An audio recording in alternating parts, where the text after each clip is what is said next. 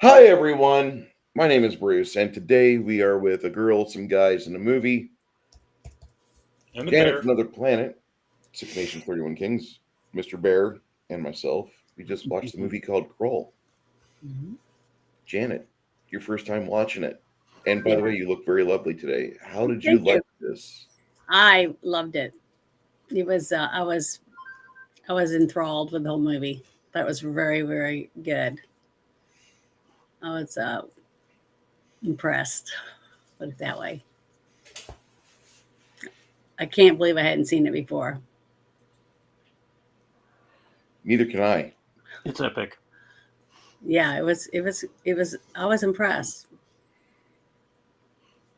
So, I guess before we go much further, your Barmy says the obvious Happy Easter. Oh, Today happy is Easter Easter. Sunday. Ivory, Burberster, Brr, brr, brr, brr, brr, Mershtimer. I don't have my chef's hat. I can't do the Swedish chef as well as I'd like to. Um,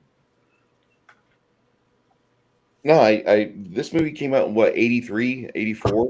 Mhm. 83, 84, yeah, they're around then, yeah. Yeah. 83, 83. And we were just talking about the James Horner soundtrack, which is the thing I remember most about this movie.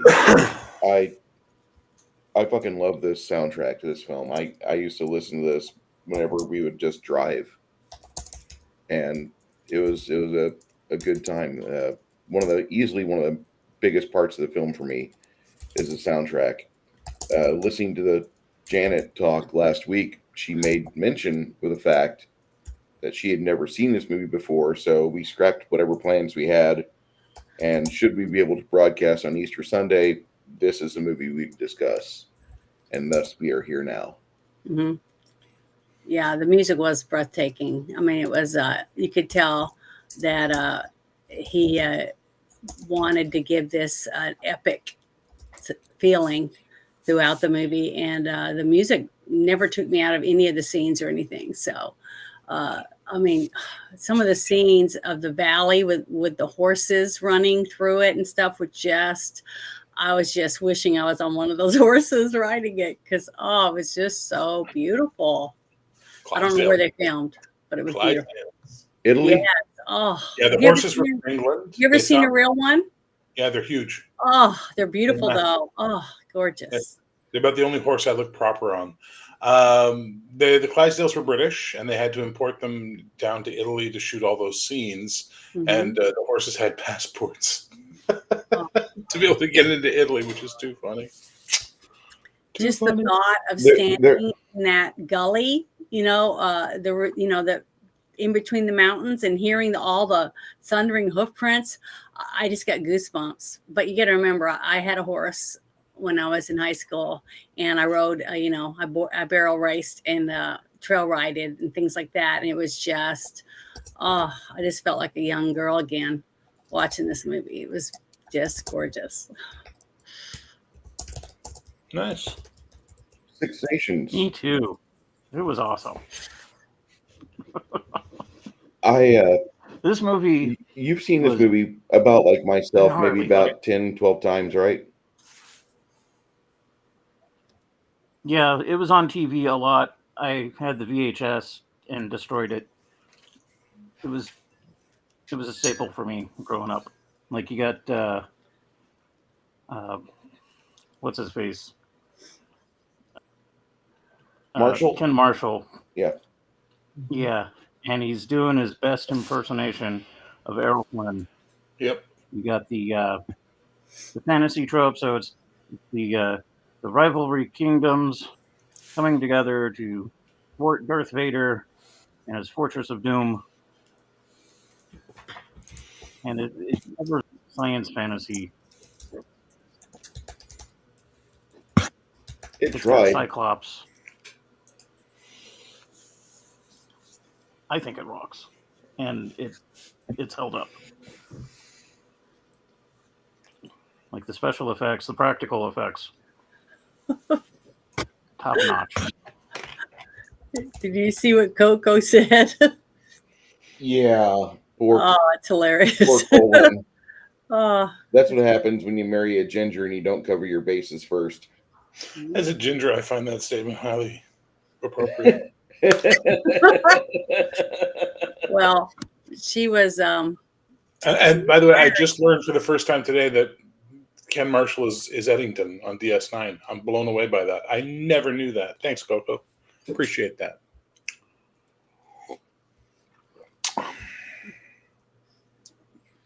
well, I don't know who was in charge, but whoever was in charge of getting the animals and corralling them and doing all the things for that part of the movie, they should have got an Academy Award.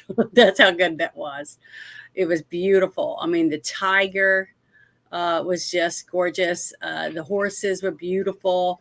The little puppy dog, I was just going, oh my God, that little beagle, or whatever it was. It It was was the so best cute. sound. Oh, he was so cute. That little boy almost started crying when he made that little wish come true for that little boy. I just thought that was so adorable. And so he's my favorite character in the movie. The little wizard, the young, guy that wanted to Urgo be the a powerful. Magnificent. Oh, he was awesome. I just Titch. loved it. Yeah. Titch was a little boy though, wasn't he? Yep. Titch means Yeah. small Yeah. with British slang. Urgo the Magnificent. He was truly magnificent. Yeah, there. the wizard, the Trying to young impress wizard us. guy. Oh, I've seen him in other things. I kept every time I saw him, I kept thinking, what movie was he in? But I loved him and just how adorable he was, even though he tried to act all mean and snotty and stuck up. He just was, every time he did anything, he did it for a purpose, to help somebody else. And it was just, I just loved him. He was my favorite in this movie. He was wonderful. He was a wonderful person. I wish I knew someone like him in real life. It would be great.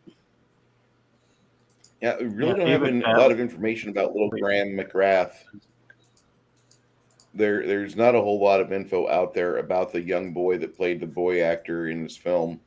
He stopped acting shortly before the 1990s, and I'm searching up Wikipedia and other lines right now, but it looks like he pretty much got out of it. He did the BBC soap opera EastEnders for 3 episodes in 1999. He's been continually active in entertainment and primarily in the made the transition from child to adult actor in native England. He's probably a stage actor. Yeah, probably. Well, a lot of them are Royal Shakespeare. Yeah, it wasn't like that. The majority of like 3/4 of the cast, maybe 80% of the cast here, Bear. Well, it's the secret of Hawk the Slayer, right? You hire Yes. Royal Shakespeare, and all your side characters are going to be amazing, and your leads from America are going to kind of suck. Hey! Do not besmirch Jack Palance in that movie. Innkeeper! Yeah. That was one thing though.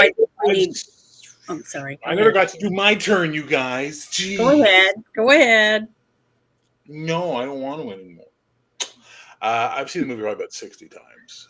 It's one of my favorites. It's actually really good with riff tracks too, by the way. It's really good. But I did want to say the most important 2 things you need to know. The first is that a girl of ancient name will become queen. She will take a king, and together they will rule our world, and their son shall rule the galaxy.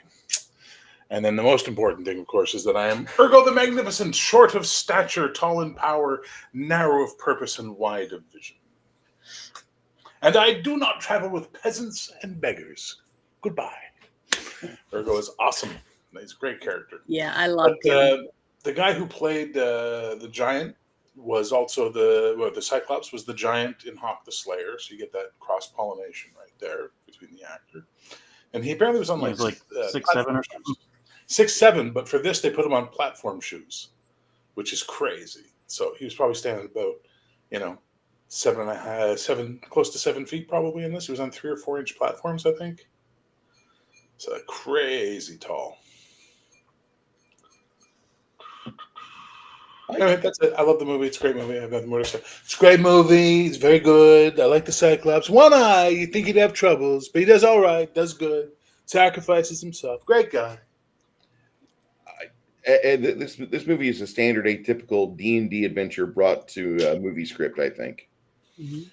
Well, so the rumor was that this was supposed to be one of the scripts pitched to Gygax for the D&D movie in 1980, 81, something like that. He claims it's not, But let's also keep in mind, one, Gygax was a known liar, and two, he was coked out of his fucking skull in 1981. I'm sure he can't even remember, where he lived, let alone what scripts he looked at. You know what I mean? Mm-hmm. I could Probably. agree with that. He But- was. But the fact that they gave him all that money to be able to make this movie, somebody believed in him. The worst part is that this movie suffers from producer interference on high levels. Mhm. If you read the original script, Dragons of Krull, it's really good.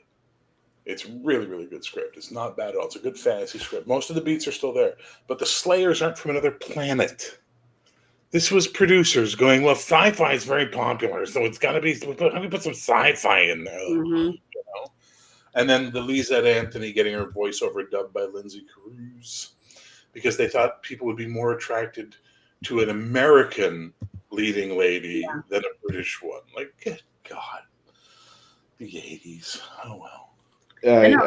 That's one of the things I've mentioned a few times on Bruce and I's different reviews is the fact that you'll have a really good script and really good characters, and then you're sitting around filming a scene, and all of a sudden somebody comes walking in, you see him talk to the director, and then all of a sudden they're moving everything around to add somebody's kid, or someone's wife, into a scene. So it changes everything. The whole thing all changes, and everybody has to just, move or get out of the way, or they're no longer in the movie because this other person got their part, all because of a producer. So they do make differences that sometimes are for the worst. But they're the ones that paying the bills. So, the director is always right, even though they're shuffling people around like chess pieces. But that happens a lot.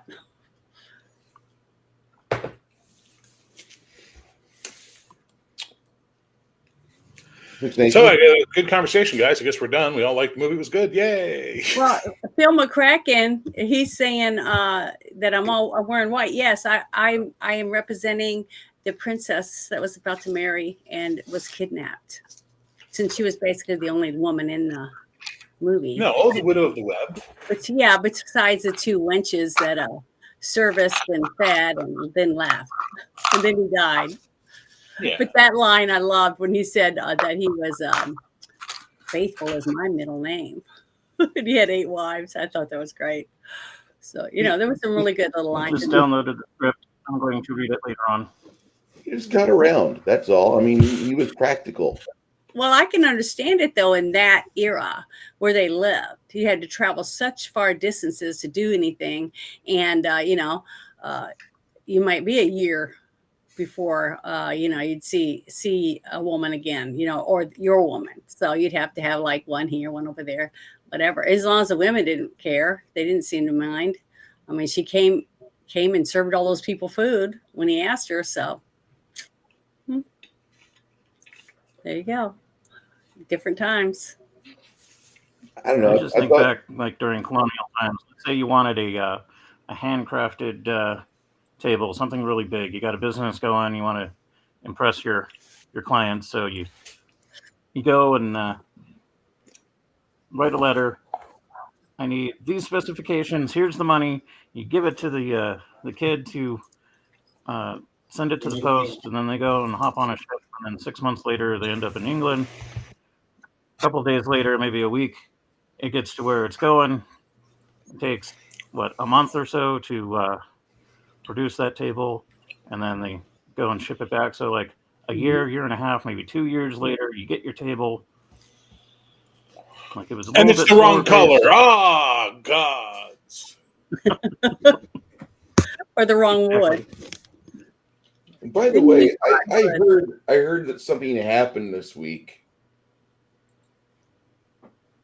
At one time, Janet experimented, and her bard played the dirge before the TPK. Totally accurate. Completely 100% accurate. I've never seen that before. It's on Twitter now. Well, I didn't know what else to do. I'd never been a bard. I didn't even know that my music wouldn't help people. I didn't know what was going to happen. I was crying. My face hurt. I was laughing so hard. It was terrible. I was I embarrassed. laughed so hard at that game, I pulled a muscle in my upper back. For 3 days, I couldn't turn my head to the left. It was insane. And 90% of it was Janet. Just being Janet. Yeah. Well, you know, No, I it's a tried good job. You did to do the good. best I Shush. can. Don't talk yourself down. You did good. Yeah, you don't want to talk yourself down, Janet, because you stayed in character.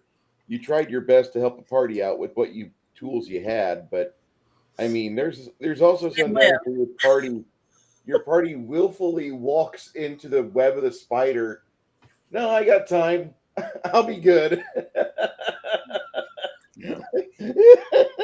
Well, the good news is they're stepping into a 5th edition campaign on Wednesday in my setting of the Final Age, which is a dark and dangerous place, like really. And I'm really, really looking forward to seeing if they learn how to work together as a team or just make new characters every week because, oh my goodness. J.J. Abrams is attached as of 2023 to make a remake for Krull. Hopefully that never happens. Yeah, Yeah. we don't want that to happen at all. Mhm. That's absolutely, this movie's a treasure, in my opinion. Yep. It This is a cult classic now, isn't it? Yeah, it is. A lot of people have been saying it's a classic for years, and now that the movie is 40 years old, Shut up. um, it's just that this movie couldn't be redone properly. They could completely screw it up like they screwed up Star Trek 2009, but you talk to anybody who enjoyed Trek or even Next Generation, and they tell you Star Trek 2009 is not really Star Trek. It's a popcorn movie. It's got space in it. It does have ships in it. It has an amazing likeness in the nomenclature. It's not Star Trek. I want to ask a question. You 3 guys have seen this years ago, right? All 3 of you? Every year. Okay. And you all loved this movie? Yes. Okay. Which is amazing to me because I loved it. And I'm a woman, okay, from 2 different perspectives, from 2 males and female. And there wasn't any TNA in this movie, and it was great. And it had romance. It had, I mean, I cried. I really started crying during the whole widow thing because I realized that was once his woman when he was talking about going there and talking to her because he knew her name. I got really emotional over the whole thing. I didn't know what was going to happen. And it was really scary, intense for me. I was holding my fists the whole time, hoping he's going to get across there. I didn't know what was going to happen. And then when she looked in the mirror and I saw how beautiful she was, I got very emotional. I thought it was really good. That actress played Lady Jessica Atreides in the David Lynch Dune movie. Mm-hmm. And the guy who played Ynir played Thufir Hawat, the Mentat of House Atreides as well. So they basically worked together like right after this movie. They went and worked together on that movie. Mm-hmm. So it's kind of cool. Yeah. And I recognized a lot of the guys that I didn't know their names. The ones that each time they died. I mean, I loved all of it. Even though they died, they all redeemed themselves as criminals. You know what I mean? In my eyes. And the character arcs were strong for all of them. You couldn't help but root for them all. You know, you wanted. Well, them. you heard them. We are now an army. I got so pissed off though when that person came up behind the little old seer and killed him, and nobody was there to make sure he was all right. You know, I that pissed me off. I got pissed off on that part of it. Well, they were too busy trying to save the guys in the even the little boy, he could have stayed. You know, you see what I mean? I was just it just really pissed me off. I got pissed off on that part. I'm not saying that it may ruin the movie or anything. I'm just saying that I was let down by it. That's the horror of Elder Yeah, right that's there. who it was. She's so beautiful. I love that movie too. Probably one of the hottest Italian actresses in mainstream. Mm-hmm. Yeah, and she still looks really good today, even though she's cresting into her mid-70s. She looks really good. Oh God, if they had made a remake of Krull, now it would have a female bodybuilding main character, and they'd be saving on a feminine prince. Well, it would depend. If I had lots of money and I could, pay all the bills and get it made without having to have somebody come in and say, "Oh, we have to do this or that or whatever to it," I would make it, and I wouldn't make it woke. I would make it follow the script and the story, but just have updated technology to make it where you wouldn't have to film all of it as much as they did on a soundstage. And the whole swamp was freaking awesome. They did a great job. Did you know that was all pieces of cork? Yeah. Ground up cork all in there. Oh, they did. It was awesome. I mean, the detail that the people did for all the sets and the props, it was just amazing. And the fact that this movie didn't do very well is I just don't understand how that's possible. I mean, it was anyone that liked fantasy or sci-fi fantasy and went and saw it. I don't see how they could say it wasn't any good. I mean, I only know 4 movies in the 80s that made their money back that were considered sci-fi: E.T., Last Starfighter, Empire Strikes Back, and Return of the Jedi. Every other sci-fi film I remember from the 80s was a VHS success, but not really good at the theater. that's just weird. It's just how it is, I mean, two of my favorite movies of the 80s, Strange Invaders and Invaders from Mars. Those hit their stride in Betamax and VHS rentals. I never saw Invaders from Mars. I love Strange Invaders. I thought that movie was great.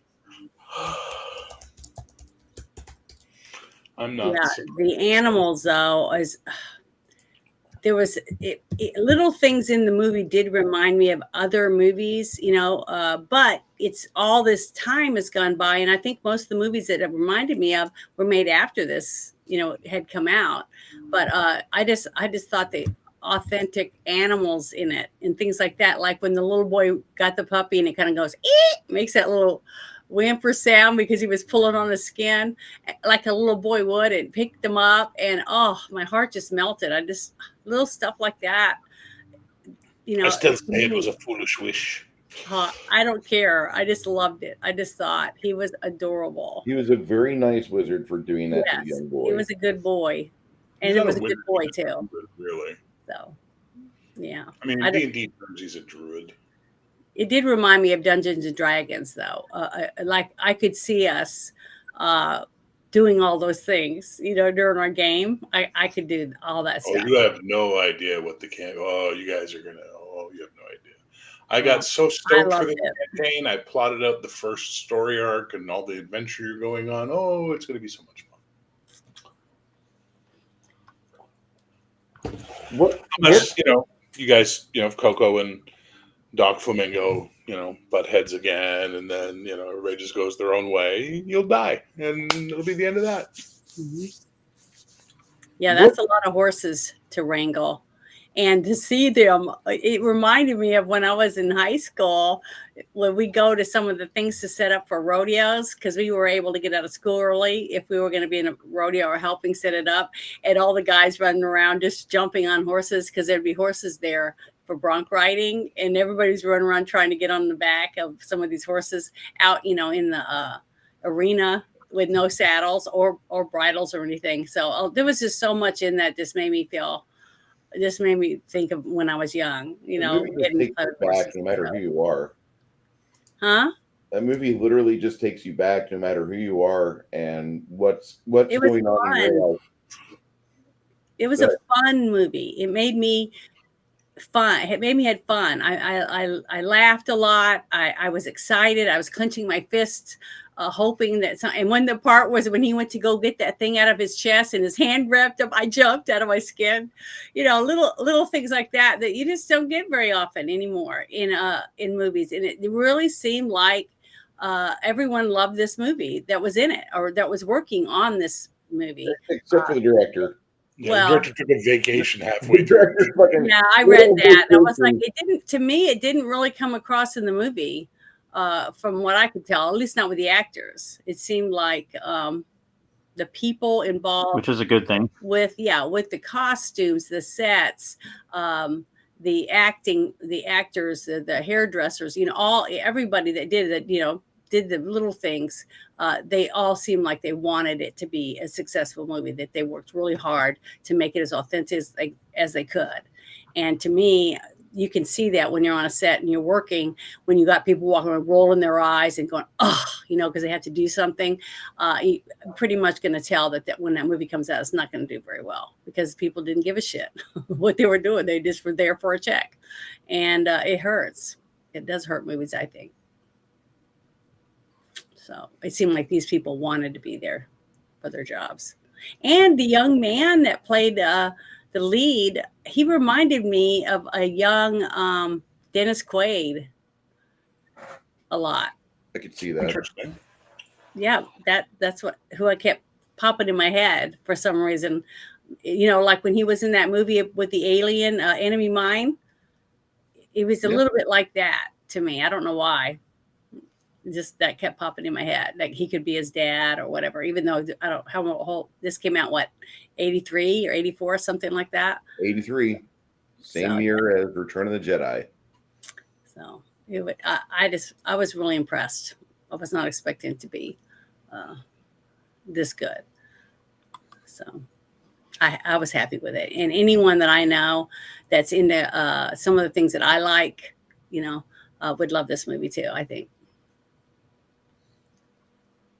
It's not a movie for everybody, though, because if you're not into sci-fi fantasy, like Legend or The Dark Crystal, things like that, you probably wouldn't enjoy this movie that much. But it reminded me of Dark Crystal a little bit, too. It's a couple little scenes that it popped in the back of my head. So I don't know. It's interesting to me. I was really surprised about... Depending on what country you're in, this was a PG or a G-rated movie. Mm-hmm. Yeah. Which is kind of funny, thinking that it was a G-rated movie with those weird worm things popping out after they get stabbed. That fucking noise they make when they die is so cool. And that noise came out of a movie called At Earth's Core with Caroline Munro. And I can't think of the two male leads. All that mattered to me was Caroline Munro. So, no, that's a 76 film with the guy that played General Tarkov, or Tarkin in Tarkov? I mean, Peter no, Cushing. Tarkin. Yeah, that guy. Grand Moff Tarkin? Grand Moff Tarkin. Brendan Tartikoff? What? Yeah, Escape from Tarkin. Anyway. Yeah, it's a 76 movie called At Earth's Core, where they rip that sound off for the Slayers whenever they perish. That's where that sound effect comes from. And that's not a bad movie either. We're going to put that on the list because it's got Caroline Munro. And no, I'm not putting every movie she's been in on the list, but there will be a sizable amount. She makes a good movie. No complaints here. None. I thought that was pretty good touch to the movie, too. To me, now that you brought that up about their squealing and things, it was like the creature that was trying to, use his giant spaceship that he was using as a castle and it would land around here and there, that he was basically using other creatures and putting them in like robotic bodies or whatever, so he could control them, get them to do what he wanted to do. And they could have came from another planet or from the planet they were on. But it was interesting the way that that came across to me, because nothing was explained really in the movie about what I thought. One thing I did have a problem with was they're all talking about the kingdom or whatever, going there, and trying to find out how to get there and stuff like that. And they knew for generations, basically. But the way that they made it was like they had to do this right now because they just started trying to invade the earth or something. So there was little things there I wish they could have answered for me, because I was having a hard time trying to connect all that. Would you like me to send you the script to Dragons of Krull? I would love to read it. And it's a script from this movie? Yep. And it's got none of the sci-fi stuff in it. Yeah, so I don't know. I just there was little things like that, but they were all minute. And even though you said the director took 3 weeks off go on a vacation or whatever in the middle of me filming this. The editor did a really good job. From normally I really pick on the editing, but I thought the editing did pretty good considering, like with the fire coming from his hand. They did a really good job at making it really seem when they edited the scene from there to there, together, it almost seamless. And I was trying to put myself in the 1980s, watching it, sitting and watching this at a movie theater. I was trying to put myself in. It was really, really hard because I felt like, like I was 10 or something. It was really stupid, but I was giggling. And I did turn my mic off because I knew I made a couple noises and I thought, well, I better shut my mic off because I know Bear doesn't like people talking. No, I don't mind if you laugh. It's when people start having conversations in the middle of a movie. I'm like, for fuck's sake. Because I know, watching a movie or are we talking? I scream and stuff like that. I'm very verbal. Fine, that's fun. So, that's yeah, but it was good. I felt like a kid. It was fun. I'm going to watch this again. I want to watch this on a real TV, a big screen I would recommend instead it. of this little bitty computer. Yeah, I would say this Very movie good. shines best with a large screen. The larger the better. This it was breathtakingly beautiful. The scenes, like when they went to the edge of the cliff with the horses, I was like, I didn't know what was going to happen. And then to see him flying, it was like, oh, it's like Santa Claus's sleigh. It was beautiful. I don't know. I can't explain it. It's so stupid. I know, but I can't help it. That's the vision I had. And that to me was very childlike for me, a child quality that brought out in me from my vision of it. And I just thought it was beautiful. And then them looking down, it reminded me, the little boy looking down and them Liam Neeson looking down and their hair blowing. It reminded me of Never Ending Story. He's riding the luck dragon. So it reminded me of a lot of things. But they were all happy things. It was good. I was really impressed. I think this movie is fantastic for the fact they've made between $1 for every $2 they spent, because they spent roughly $30 million and only pulled like 16.7 or 16.9 million out of the box office. Kind of falls flat, and I'm happy they didn't make a sequel to it, because there's another movie that's a lot like this in my opinion. A lot of people disagree with me, but Beastmaster 1 was a great movie, lots of fun to watch. Then they made sequels, and I just slam my head into hard surfaces when I try to watch them, and it comes out better for me if I just turn off the VCR, because fucking Beastmaster 2 and 3 your ass. They really are. The Eye of Braxis. I know, right? I'd rather smash my dick with a hammer than watch part 2 again. Oh yeah, we're gonna drive around LA. God damn it. Okay. That's a conflicting thing for me, watching a Beastmaster sequel or smashing my dick with a hammer. I mean, it's a hard choice, Bruce. Oh wait, no, I'll just fucking sit through the movie. I'm good. That was horrible. I get my time back if I smash my dick with a hammer. No, you'd go to the hospital, and while you're in the waiting room, guess what? TV's playing Beastmaster, Eye of Braxis. No. No. That's terrible. With the hammer. No. That's awful. But yeah, that I wouldn't. You wouldn't be able to use it again. Yeah. So this movie kind of gave off D&D vibes. You got the plot of going to fight the big evil bad guy, and they go through the various trials and tribulations and get the party together and get the magic weapon, blah blah blah. And I was thinking, like, okay, and then you get to the castle, and the interior of the castle, good God, how would you map that out?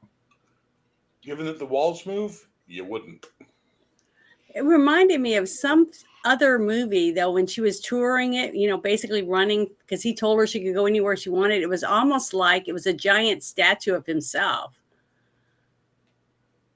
The hand with the claws, and it kind of moved a little bit, and then the giant eyeball, different limbs and parts of him, the creature. And it was kind of did the techno organic. Let's kind of throw that into this fantasy. even though I know it wasn't, And then you because got the we eyeball. saw what the ship looked like from a distance. And I looked that up. That giant, beautiful ship or whatever mountain that he lived in, with the dome on it, the way that they did it was only like a 12-foot tall model that they set out there and filmed. It was wonderful. I love models. If I could had a place where I could get a huge train set and have cars and lights and all that. Oh my God, I'd play with it every day. I would work on that, build it and add new stuff. I'm one of those people. I just love stuff like that. I remember my dad taking me to a couple places where I could do that. And I get to drive the trains and all that stuff. And that's what it reminded me of. So I can't help it. My sisters were never into any of that stuff, but I always thought that was just super neat. And when we watch a couple of those other Janet is a movies, small girl with her mashed potatoes making devil's. Devil's Mountain. This means oh, I can't help it. You guys don't like miniature trains or those little towns that they make with the mountains and the No, hills? Janet, not at all. No, Oh, I love Bruce all hates that. miniature things. Bruce, Fucking- like, there's one thing that Bruce can't stand: miniature things. Fucking hate miniatures. Well, I mean, to see him on film and to see him do such a good job, even her little the castle she was in, which was beautiful, from a distance, it looked authentic. It looked real to me. I mean, they did, even though that it was how old? 40 years old, it was still looked great. I thought it was really well done. You could tell the people that painted the backgrounds for the sets, the people that painted the miniatures and all the different things. Even the monster creature, the detail when they zoomed in, even though it was blurred out a little bit, almost like he didn't want you to be able to really visualize what he looked like because he was so hideous, because our minds probably wouldn't comprehend it or something like that. It was still, the detail of it was just, ugh, gross. He was just this hideous monster, and it was gross. And the thought of her having to marry him was pretty scary. The thought of it. So I don't know. I know I'm jumping around, but I can't help it. I mean, you don't want to have this movie have to go through like an NC-17 rating in like the UK, because we have a 3-minute sequence after the good guy gets ripped apart and torn to shreds. That 9 months later, there's this little bitty Cthulhuid monster ripping itself out of her stomach cavity. Oh and yeah, they filmed it. you had that alien. That would be Brundlefly. Go ahead. Go ahead, Six Nations. Brundlefly. Oh yeah, that was gross too. Oh, that's what it would Yeah. be. It would probably be a maggot. Seth Brindle. Mm-hmm. One of my favorite movies of all time. We haven't seen it yet. We haven't done it. All right. Yeah, I guess chat, if you have seen Krull before, which if you haven't, it's on Tubi for free. Use Brave. You have minimal breaks. If you don't want to get an ad blocker, Brave takes care of that for you. And then watch it for free. It's on there right now. There's a bunch of really good movies and TV shows that are on there right now. Do not do season 5 of Babylon 5, but you could be happy with seasons 1 through 4. If you've seen Krull, go ahead and throw your rating for it in the chat. We'll have Janet read that. Next week, got a couple different possible movies, and the 3 of you can vote on these. I was thinking either Manhunter with Brian Cox or The 13th Warrior. You know which one I want to watch? I love The 13th Warrior. And I've seen that one.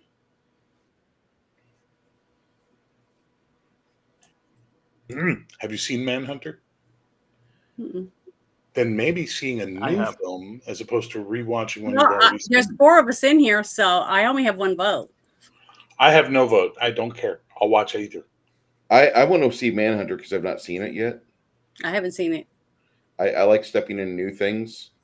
I mean, I don't mind a comfortable pair of shoes, but I really like the idea of watching new movies and movies that are new to me. Mm-hmm. I think that's really important. It's basically Red Dragon 20 years before Red Dragon came out. It's supposed to be really good. And it's great. Hey, Boosh. Boosh is also free on YouTube with ads. not a bad deal. And if you have the Brave browser, that kicks those off. He says he's seen it 5 or 6 times. Yeah. Janet, there's one Oh, where is it? Which one? right there. Oh, okay. You already got it up there. Okay. He said he's scoring it a 9.8. That's pretty good. Thank you, Casey. That's a high score. It's a little higher than I'm going to give mine, but if it's your multiple time of seeing it, I can see why you would do that. That's a good score. Yeah, I want to see Manhunter for the fact that it's got Brian in it, and he's proven himself over and over and over again. My favorite role he ever did was probably in the movie Troy. But if he does better than the movie Troy with Manhunter, then I'll be more than happy. Every time I hear that, it reminds me of Lego Batman, because there's a Manhunter in that, isn't there? Martian Manhunter. Yeah, Martian Manhunter or something. Isn't he a character on that game? Never played the game, Yeah, but I think it's Martian Manhunter, DC Universe.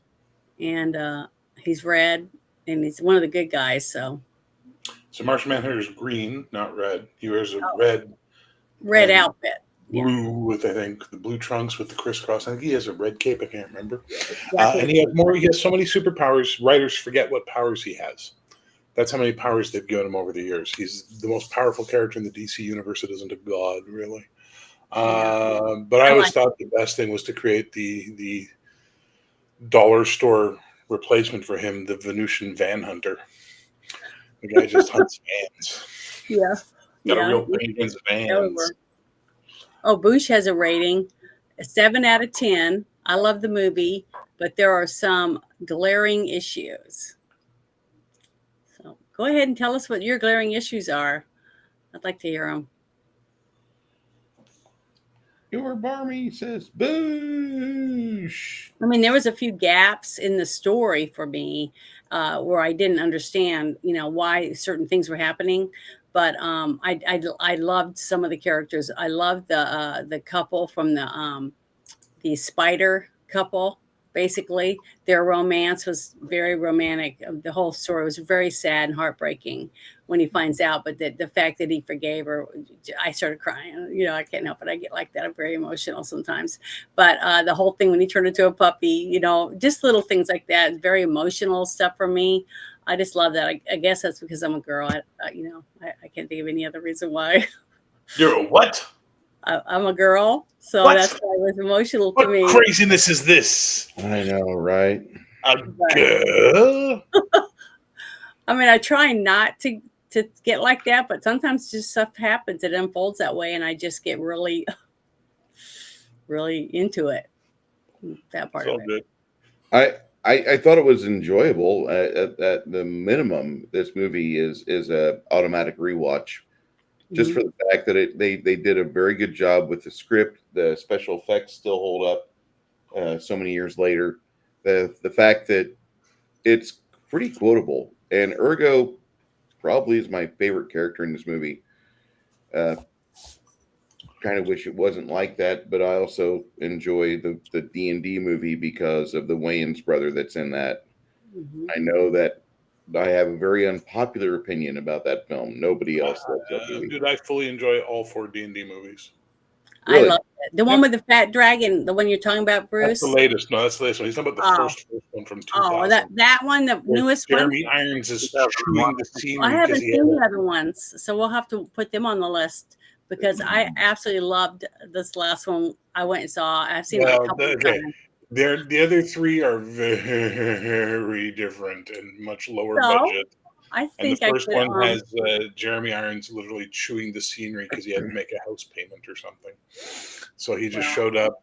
He doesn't let him put a wig on him, so he just looks like a wizard with like a modern executive accountant haircut, and he just really acts in it a lot. It's crazy. That's Well, great. I think I It could is get into it. so good. Jeremy Irons for that movie is the standard evil wizard I will play in my games or in other people's games if I'm playing an actual wizard. I'll pull out my Jeremy Irons, and you'll hear me scream, "Let it rain from the sky! Let it rain blood from the sky!" It'll be great. One of my favorite movies. Boosh says, Alyssa in the web, the pacing's very wonky. We don't really have motivation for the beast. I disagree with that. The weird love thing with the changeling in the village. What's the issue with the changeling in the village then? There's nothing there. It was to prove something. He wanted to basically break Lissa's love for Colin by showing her cheating, and the instructions were clearly given: if you cannot seduce him, kill him. And she can't, because she's known him for an hour and seen the quality of man that Colin is. I don't get what that's an issue. And the beast just wants to conquer shit. Yeah, he wants to conquer shit, wants to make more of himself, and he's got this perfect ginger in front of him. He's like, aha, I'll have the perfect Remember the movie The Legend, right? And the demon, the son of the devil or whatever that was on Earth, and he was trying to woo the young maiden, even though, and he was very upset that she wouldn't do what he wanted, and he would lose his temper with her and stuff, but he kept trying to calm down and try to get her to not have to force her to be his, that type of thing. Basically, that's conquering something, and they're both conquerors, and he wanted to conquer her will and get her to bend to his whim, and she was stronger than he thought she would be, because love, just like she said, love is more powerful than hate. How like you my gifts. Yeah, see, it was I love that movie too. We did that one. I just absolutely love Legend. It's a good movie, but I like that. I like good versus evil, and the fact that romance and love is entwined in that for goodness, and I just think that's great, because lust can be evil and it can also be good. You know what I mean? If you're lusting for the right person, I guess the way that it's put into the movie, so it can be good or bad. And I like that they used it in this movie for goodness. And even though they weren't nasty, they didn't have to put a bunch of nasty stuff in it to make it good. And I like that. I just wish that we could see more movies where emotional stuff can move people without having to have all the blood and guts all sprayed out, heads chopped off, blood gushing out, or somebody having sex with 15 women, and they're all naked and they're all running around, boobies flapping around. I mean, we don't need all that to get the sense of romance. Whoa. Speak for yourself. Well, we okay, don't need to see boobies flapping. Maybe you don't need to see. No, I don't. I'm a big fan of boobies.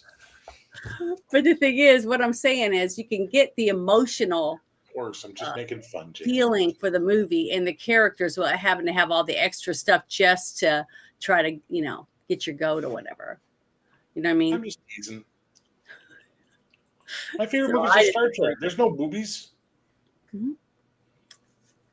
Well, if the outfit's painted on, you don't really need to see the skin color. You just need to see the shapes.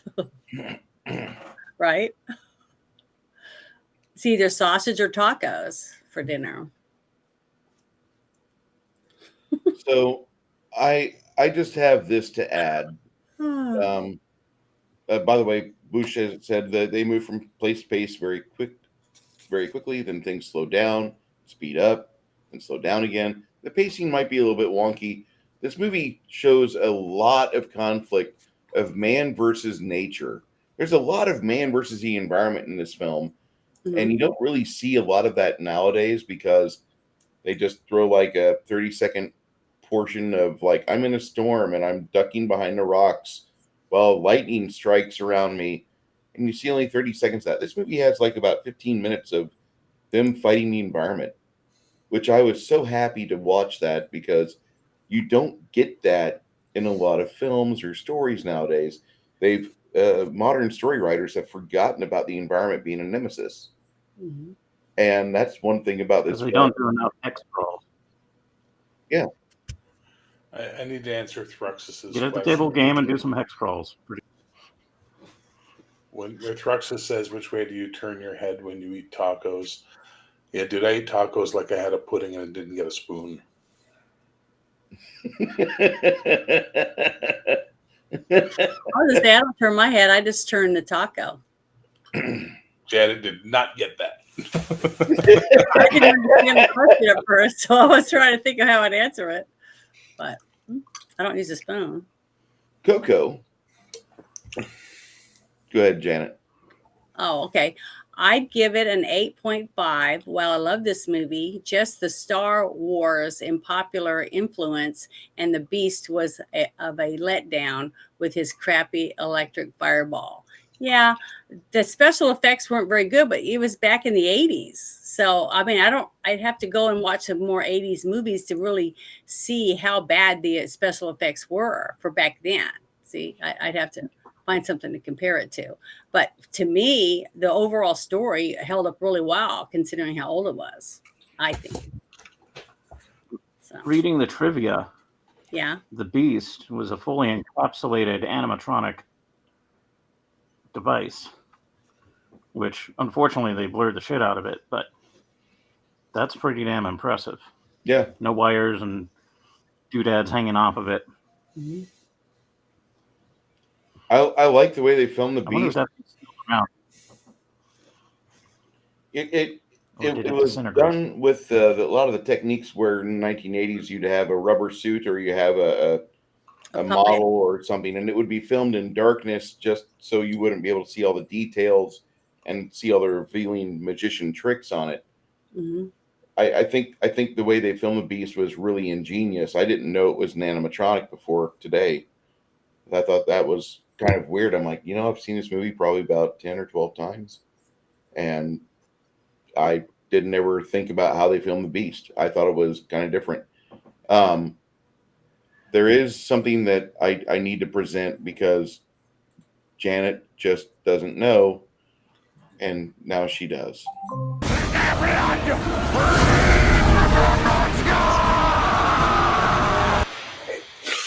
I didn't get it. It's just Jeremy Irons eating the scenery in the Dungeons and Dragons movie. It's a wonderful, wonderful movie. If you want to see Jeremy Irons, it's the best movie you'll ever I like see. Jeremy Irons. It's the But best his movie. eyes you'll looked like two dice that were on fire. Is that what they were supposed to look like?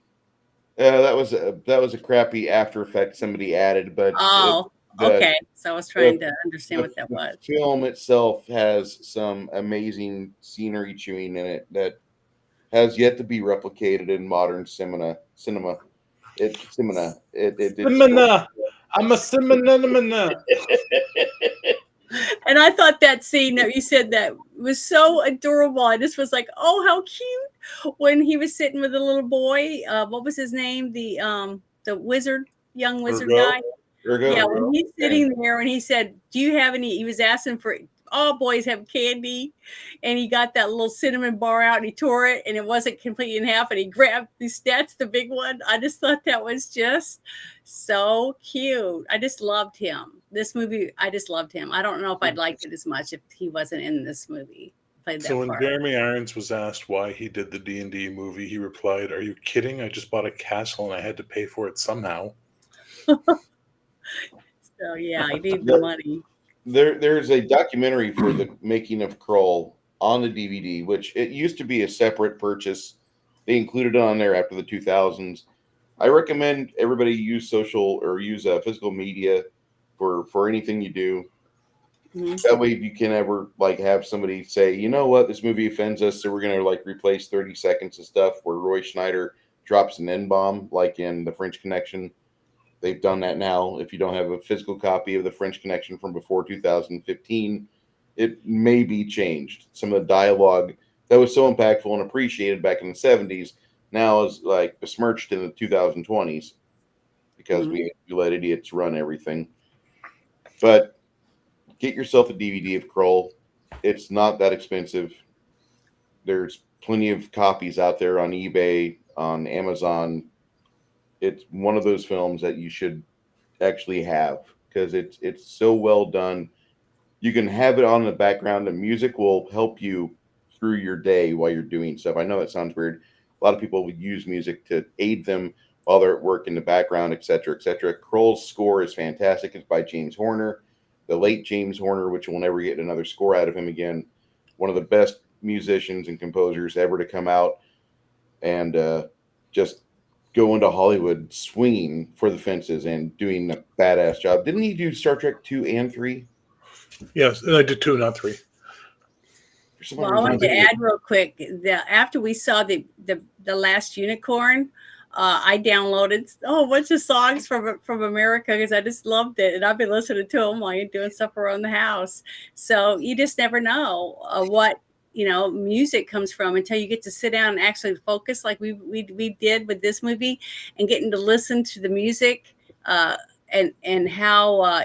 What mood it puts you in. So now I guess when I download some of these songs on my playlist, every time I listen to them, when I think about a scene in a movie or whatever, I love music. I use it for like that type of therapy to help me sleep or relax or get me riled up so that I can go work out and do a good, good workout or whatever. So it's nice. I just loved it. And I did love the Last Unicorn soundtrack. It was great. And this one was King Eric, when Michael Caine was asked if he had seen Jaws 3 or Jaws 4, whichever one it is, Jaws 4, he said, "No, I have not seen the movie, but I've seen the house it bought. It's very nice." So, well, I'm glad they had that. I love that quote so much. If you didn't do it, I would have done it. For $1, our friend and channel friend, Crafting Gamer, he says, "Well, wait, Janet hasn't seen the Dungeons and Dragons with Jeremy Irons. This must be remedied." He threw money at the channel. So, good. We'll put it on the list. It is. I'm sure I'd like it. I mean, all the Dungeons and Dragons games aren't the same, basically, right? So, why wouldn't I think I could get into all the movies? I mean, I loved Gamers Darkness Rising. I thought it was great, and it was a Dungeons and Dragons movie. So. And the Crafting Gamer, if you'd like to be on with us on the 4th of April when we watch the Dungeons and Dragons movie from early 2000s with Jeremy Irons, the greatest wizard that ever lived. 4th of when? April 4th. That was like 3 weeks ago. May 4th. May 4th. I saw the That's 4th okay. coming up, and I'm like, oh, yeah. May 4th, if you want to be on here with us May 4th, Crafting, be more than happy to have you. And have you part of the panel and discussing this movie, which was fairly panned at the time, but the more that time's gone on, the more I really appreciate this movie. I still think it's the best D&D franchise movie out there. I know that sounds bad. What are you drinking, Bear? Bruce almost let the cat out of the bag. Pepsi Zero. All those green super soda chats by funding Doritos. his time machine. The Time Machine is a great movie. Again, a Jeremy Irons classic. Not quite the best Jeremy Irons movie. That's still Dungeons and Dragons. But I liked him in The Time Machine. I also liked him in the Beekeeper. I thought the Beekeeper was really good for people that weren't, if you don't have a problem with Jason Statham making a blatant movie that plays to his general audience, that movie's fantastic. If you expect Othello from Jason Statham, you're sadly mistaken. I think Othello with Jason Statham would be really good for the martial arts sequences.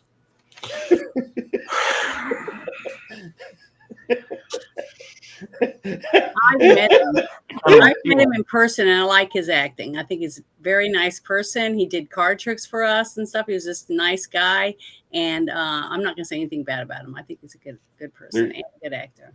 There are two soundtracks for Legend. One of them is an orchestral score that goes well with American audiences, and then there is an additional score. I believe it's by Tangerine Dream. Yes, and I'm going to go out on a limb and say that orchestral score is vastly superior to the Tangerine Dream one. Yeah, if you ever require sleep, Tangerine Dream will help you. Well, how do you know which one it is? Oh my God, have you heard Tangerine Dream, Janet? I don't know. You will never confuse Tangerine Dream with anything. Never. Ever. Never. They are their own sound. It's all electronic, which is really weird in a fantasy film. Yeah. It's like the movie we watched it. Was it which one did we watch? We watched The Sorcerer that had Tangerine Dream as the main score. So just to correct you, Bruce. Go ahead. First of all, it's Jerry Goldsmith who does the orchestral one for Legend. Jerry fucking Goldsmith. I mean, really? And that was for the European release. Tangerine Dream is the American release. And that was for Legend? That's for Okay, Legend. because when we watched Legend, I don't remember it being Tangerine Dream. I thought it was that other band. It was, that it was, singing it when was the orchestral. unicorns- It when was the unicorns come running out in the water and we're frolicking. that's a Jerry Goldsmith soundtrack. Okay, that we that watched. was the one we watched. So I haven't heard the other one, apparently, because that's the only one I remember. But the soundtrack from Flash Gordon was really good too. So I love that movie. I loved doing that one too. That was a good one. That's my second favorite Queen soundtrack. My favorite is Highlander, where they were literally asked to do one song for it, read the script, and went, "Can we do all the songs for it?" Yeah, I love Queen. A I kind mean, of I magic love that album. movie. I want to do that movie too, but Bruce said it was too new. What? He said what? The new movie that just came out about Queen. Bohemian Rhapsody. Yeah. He said it was too new. He wanted to wait a little while before we did it. So I was like, okay, well. I like giving Valuable a day. buffer of time to films. The newest movie I think we've done is The Raid Part 2 from 2014. No, I think it was Notorious. Remember? I we really did watch wanted to do it. Notorious, I think but Notorious Oh, yeah. was the newest one. that was the newest film we've watched. But that also, there was a different reason why I picked that, and the fact that like we were wanting to discuss evil in our world today, and that movie does a fantastic job Hmm. of illustrating that. Yeah. Just I know a lot of people think that like you're a kook. Well, that's fine. Call me a kook. I don't care. But that movie is a fantastic. If nothing else, there's a lot of positives to that movie, and if you just watch it as a movie, it's still really good. You sir are a kook. That's fine. A kook, and I won't I'm a stand kook. for it. Yeah, we remedied this. She had not seen the first Starship Troopers movie, so we had to fix that. Yeah. I've seen it now. Michael Ironside in one of his great roles, almost as good Scanners. as Scanners. Mhm. Next week Okay, we will look, watch. wait. Michael Ironside's greatest role is Overdog.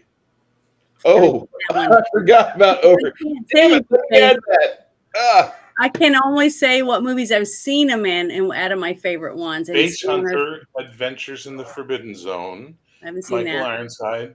Well, then put it on the list because it's a great film. I haven't seen it yet, but I liked him. I loved him in Scanners, and I've seen him in a couple other things. I think mostly I love that television or movie. something. But I really like him. I think he's a really good actor.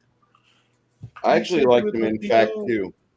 I want the package on the list too, with Gene Hackman. Package. Okay. That's a serious one, but it's really good. I think Michael Ironside was the only reason why I watched Fact 2. I was watching it, and I was like, but I like Michael Ironside. So I slothed through it and then immediately watched Heavy Metal Again. to clean the taste out of my mouth. Yeah, we haven't done Total Recall. What did you watch? You had to get Lady Michael Hawk. Ironside? I want to do that one too. That's another Talk about one. a I great have movie on the killed by list. a bad soundtrack. What movie were you talking about? Six Nations? Fact 2 and Heavy Fact Metal. 2. Oh, Fact 2 is shit. Yeah, but Fact 2, Yeah. I have to say I like Fact 2 for the fact that you've got Billy Idol and Michael Ironside doing the two male leads, and they do a really good job, I think. Billy Julie- Idol's in a movie? He's a voice. Oh. Fan Oh, man. is it a cartoon? Mhm. Oh. But Julie Strain does Julie Strain. There's nothing else that she knows how to do. Well, not anymore. No, yeah, she's passed now. But she was on the way out probably 2015 was when the illness hit her really hard and she stopped. Yeah. That was also when Eastman and her divorced. Yeah, Janet, I'll watch Lady Hawk, but I'm not going to listen to it. I fucking hate that movie. That soundtrack is so fucking off-putting. Like, whoever the fuck thought Alan Parsons Project should be fucking... No, that shouldn't Well, be I don't care who it is. I mean, don't I get to pick any movies? Well, wasn't like the last Sure you movie do. you picked some weird ass shit about? Like, what was the last movie she picked? A guy and a robot, or what the fuck was that thing you were talking about? You mean Lars and the Real Girl? There it is. That was one of the very first movies we'd ever did. Well, apparently that banned you from picking movies, clearly, because I Well, didn't, that's not fair. didn't ban her from making movie picks. It's just I always go to that and Bad Girls. Yeah, The and Bad Western? Girls is one of your most watched movies. the Western, I love that movie. Yeah, he hated it. See, I had to Well- watch that stupid train movie, Meat Train, and some of these other ones that were okay. But if I can watch a bad one, you can watch one that you think is bad that I thought was good. I thought Maverick. I just said that like I'll watch Lady Hawk. I won't listen to it. Yeah, I hate that Yeah. Alan Parsons project Well, because how are you going to do that then? How are you going to turn it on silent and just sit and watch it? captions work for Bruce. Okay, that's terrible. Then don't worry about it. No. I'm not going to have you watch a movie there's no sound on it. There'll be sound. You guys will be listening to it. Bruce will figure out a way. I'll make an M3 earplug work. Bruce will be doing the Ludovico technique. I'll just put bullets in my ears, like the gunslinger did when he's walking up the road, walking up the beam. I absolutely can't stand Alan Parsons Project.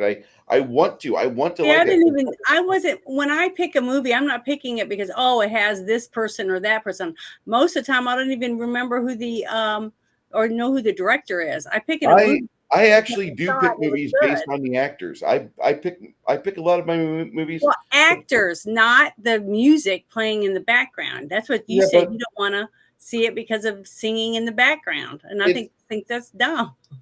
You can think that's dumb, but I can't stand Alan Parsons Project. That's just one of those bands that I think of like there was a lot of cocaine use back in the 80s. Okay, what's this movie we're going to watch next week? It's called Manhunter with. Okay, I'm going to look up and see who plays the music in that one. See if I like them or not. Okay, that's fine. I fucking hate the Alan Parsons Project. Like, there's some music from the 80s that it doesn't. The only thing I can say is like, what happened first, the shitty music or the bad drugs? Because like, there's a cycle there, and I don't know what the fuck happened. But the Alan Parsons Project should have never left a garage in Los Angeles or wherever the hell they're what from. do they sing? Tell me the song they sing so I can try to remember who they are. Okay, well, I don't remember the music. That's what I'm saying. I don't really remember. I'd have to listen to it before I can. I'm going to put that movie on the list just so you can enjoy it with me. That kind of explains. I appreciate it. The music. If you can't remember the music, and it doesn't give you good feels or horrible chills. I mean, the movie we just watched, I don't remember who sang all the songs or who played all the music. I can't even tell you his name, but I liked it. That movie with the cartoon that I thought was a beautiful scenery and everything was great and the music was wonderful. But yeah, and I had no story. I can't even tell you who sang that one. I mean, I just don't remember all that stuff. I have to write it down and see it every week to remember it. But that doesn't mean it wasn't any good. I would like to ask you guys a question. Have you seen the original Nosferatu? Yeah. No. The silent film? Is that the one with the hideous guy that's bald and walks around like that? Yeah. No, I haven't seen it. I haven't seen the original. Soundtrack was fairly decent. I liked it. The movie was great. It's over 100 years old now. Typo Negative did a version of soundtrack for it, or somebody added Typo Negative to it, and it didn't ruin the movie. It was pretty decent. But Typo Negative makes music, and Alan Parsons beats on fucking appliances and records shit. I'm not disputing that. I have to listen to some Alan Parsons, or whatever they're called. Alan Parsons Project, right? Is that what you said? Yes. I'll have to write that down. So I'll have to remember because I have to go listen to something that they have so that I can understand who they are. Because right now I can't. I'm looking forward to this. What Thruxus says here I'm looking forward to, because you want to have Bruce be happy watching Lady Hawk. I would love to watch Lady Hawk to like the Excalibur soundtrack or anything else that is at least listenable. But fucking there's certain things of the 80s that I can forget easy, and like some of the outfits, some of the clothing, the fucking padded shoulders that Let's get women had. physical. Physical. I mean, wasn't Yeah, that Olivia Newton-John? I don't See, I even- remember that song, and I remember who she sang it, but that's only because I heard it like 5,000 times. yeah, thank you MTV for ruining that song. I'm just saying, I'm doing the best I can to try to remember these people, but I just don't remember all the little stuff. I've tried watching Lady Hawk multiple times when I was a younger man. Did you like Matthew Broderick in War Games? That's one of my Another favorite. one that I wanted on the list. It's on the list. Okay, and I don't remember who sang the music in that movie, and it was still a good movie. That's a John Badham film. It's not a pop music movie. It's got some actual orchestral notes to it. It's a very well done film. I don't remember any pop music in War Games. The Philadelphia Experiment, however, with Nancy Allen and I can't think of the guy's name. He's a French. Eddie and the Cruisers. That's a movie we could put on the list, and I like Michael Pear. Thank you. Yeah, Michael Pear. The band that played the music for that, they had a hit song, Crafferty or something. Wasn't that the E Street Band? No, it was something Crafferty. I can't remember what his name is. See, I told you I can't remember everybody's names. I'm terrible with names. I remember faces. I just don't remember everyone's name. That's what sucks. And ever since I was a kid, I just never remembered people's names. But I remember their face. I've seen that person before, but I couldn't remember what their name was. But what I was saying was that the Philadelphia Experiment, there's a couple of instances where you literally have the pop music from the time being fed into the movie where it dates the movie. Like, I remember the scene where they are doing a helicopter shot following the truck up the mountain, and a song is playing that had just come out 10 days previously. And I remember that very, very well. But that movie doesn't really survive the test of time, just for the fact that there's some things that are done or said in the Philadelphia Experiment. It's not really a movie that aged well. I wanted it to, because I like Nancy Allen's performance. I like Michael Pear. I just want to see a better script, and I didn't really get that. And more so, if you listen to the Kook channels or Cryptid channels, there's a guy named Al Bielek that came out after 1984, and he said something happened to him, and he ripped off the script of the movie, The Philadelphia Experiment, and said, "Oh yeah, that was my life." And it's kind of weird. It was John Crafferty in the Beaver Brown Band. John Crafferty. Okay. Yeah, That's sang in Eddie and the Cruisers, and it was Tom Berenger that was in that with Michael Pear. And that's a good movie. Thruxus, I have a job, and it takes me away from this PC for quite a bit of the week. So when I come over here, it's time for Bruce to decompress and not work. If I learned how to edit, I'd be working again. But I'll wait for somebody else to re-edit Eddie and the Cruisers. Somebody with actual musical taste. It wouldn't be that hard. Okay.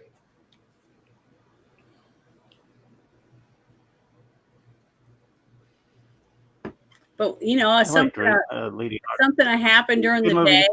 And did you like Lady Hawk, Six Nations? It was a good movie. Yeah, the soundtrack was a little off-putting. It wasn't horrible. Like my ears didn't bleed, but it was the modernness in a medieval-ish film. The fantasy stuff. Still? Great. Are we still talking about fucking the soundtrack for Lady Hawk? Really? What? Really?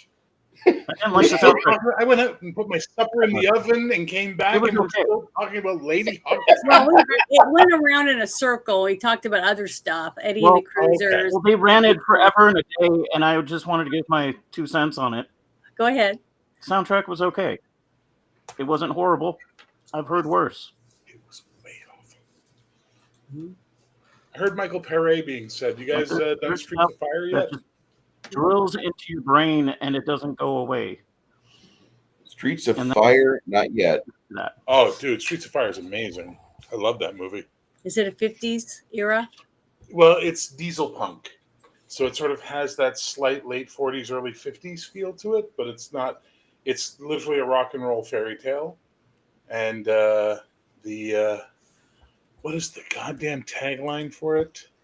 Another Michael Perry film directed by Walter Hill. Holy Yeah, it's a shit. Walter Hill film, but it has an opening credit that's like right at the start of the film, and it says another time, another place, or something like that. It's really cool. All It's a right, good movie. this is going on the list. It's going on the Rick list. Moranis is in it, so there you go. You got Rick Moranis is great, and so is Diane Lane. The top 3 billings on this, I got to see it. Well, I was going to tell Six Nations. I went and saw the new Nosferatu movie by myself. I loved it. It was very, very well done. scary, eh? It was good. Like it was an homage to the original. It was kind of had his own flair to it, and it did well. I liked Yeah, it. he It was was creepy. He gave me the creeps. Oh, I would There were some probably scenes have a stroke or something if I saw someone like that in the alley. but it was a good horror flick. It Like was. normally, sequels or remakes don't jive well. Mhm. Either see the original or read the book, and And I'd never like seen one that or the other, but actress before in turned anything, out well. and she was phenomenal in this movie. Very believable. And the costumes and everything was just gorgeous. Have a Bye, good dinner Bruce. there, Bush. Have a good dinner, sir.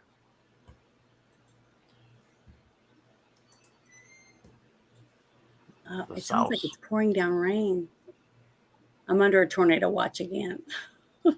We've added 4 new movies to our list just in today's discussion, so I want you guys to understand you've been doing the Lord's work. And thank you, the Crafting Gamer, once again. I guess this is kind of where we start wrapping things up. Yeah, we did have a cyclic conversation there. Appreciate chat being here today. I What are don't. you guys' ratings?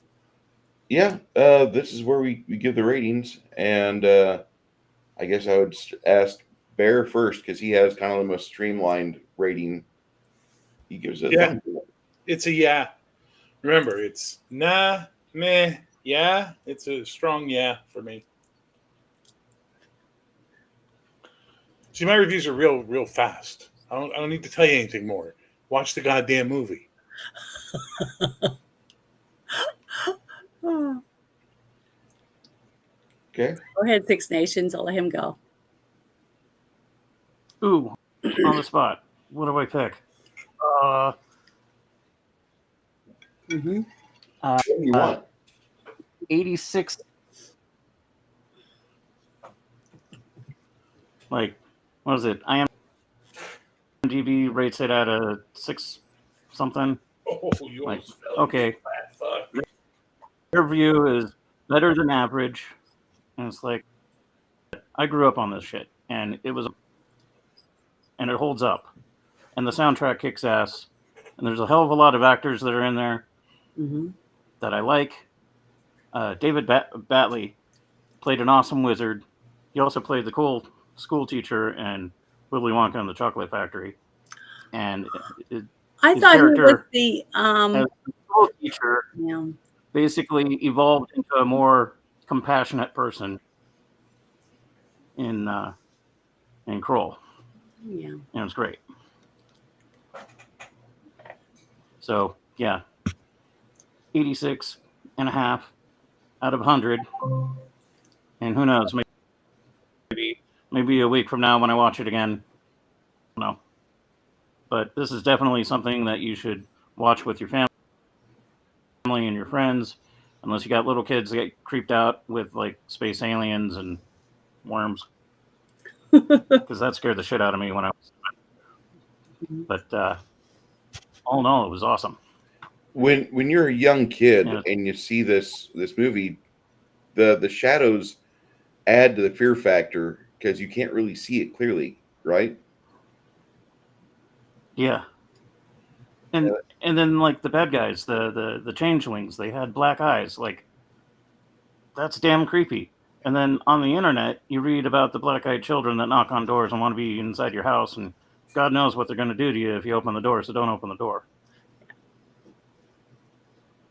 It's like reliving a nightmare now. And Yeah. it's great. The trauma of that was duly noted because now we got creepypastas and shit that talk about it.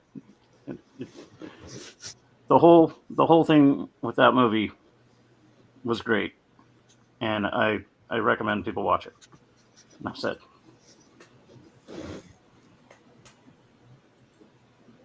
Go ahead, Janet.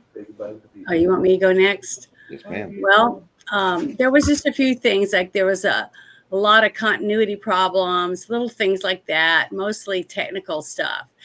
There was a couple little gaps in the story for me that I felt like, I wish I had a little bit more clarity in there. But the overall experience for me was a good one. I enjoyed it. I jumped, a few times. I cried at a couple of the scenes. It was a well done for character arcs. It was entertaining throughout, I felt, and it was a believable story to the most part. Even though I know it was fantasy, a lot of people say, "Well, I don't like them. They're too not realistic enough." And I go, "But it's fantasy. It's not supposed to be real life." But I enjoy that type of movie, and for me, I'm going to give it a solid 8 out of 10. And I loved almost every aspect of this movie. I know I'm definitely going to watch it again, but I want to watch it on a bigger screen so that I can, get more out of the beautiful colors and textures, backgrounds, the animals. Oh, I just love the animals in the movie. The Clydesdale horses were just gorgeous. Some of the scenes of them running and just frolicking around. The tiger scene, the little puppy dog that was in there. The little boy is just a really good little actor. I just thought it was overall a good movie that you could watch with your kids if they're like, I'd say 10, 11 years old and older.